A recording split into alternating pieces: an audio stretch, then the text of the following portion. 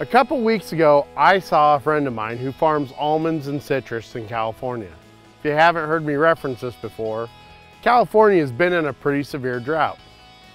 They were finally get grower groups to come together for a common solution, to take some money away from one project to build them more storage for irrigation water, not just for today, but for future endeavors of agriculture in California. Then all of a sudden it started raining and snowing, and they've had record moistures in December and January in the Sierra Nevadas. That's caused a problem. All that coalition, all that joint effort has kind of got disbanded because things have gotten better. And a similar situation is happening here in Nebraska right now.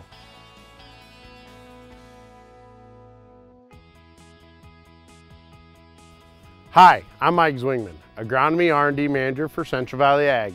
This is your Monday Agronomy Update video that coincides with the ReachOut article on the CVA blog site. Just a couple weeks ago, they put out the water levels and groundwater levels are rising in Nebraska, and we're starting to heal the effects from the 2012 drought. I said starting to. We haven't fully recovered. We've gotten a reprieve from Mother Nature in the month of December and January with all the snowpack and all the rainfall we've had. But that's not a reason for us to not stay the course when it comes for irrigation management. That just means now we have the ability to make sure we keep the levels we have and continue to improve on those levels through better management practices. Mother Nature's not always going to bail us out. Mother Nature's not always going to fix its problem for us, but we need to make sure that we're doing the right things.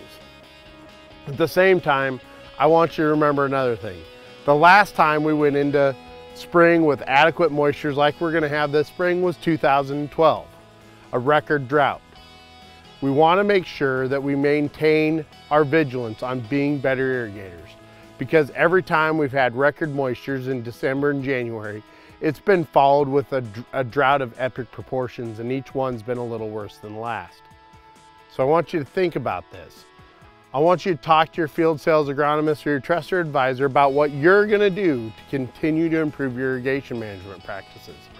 Whether it's reducing a tillage operation, where it's making sure the infiltration rate of your soil is proper so you can infiltrate more and hold more water in the long run, or are you just going to manage your pivot better?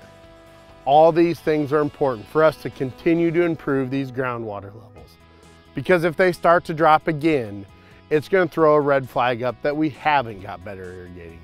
And I know that's not the case, but we need to make sure that that doesn't happen. As always, be safe, and we'll see you next week.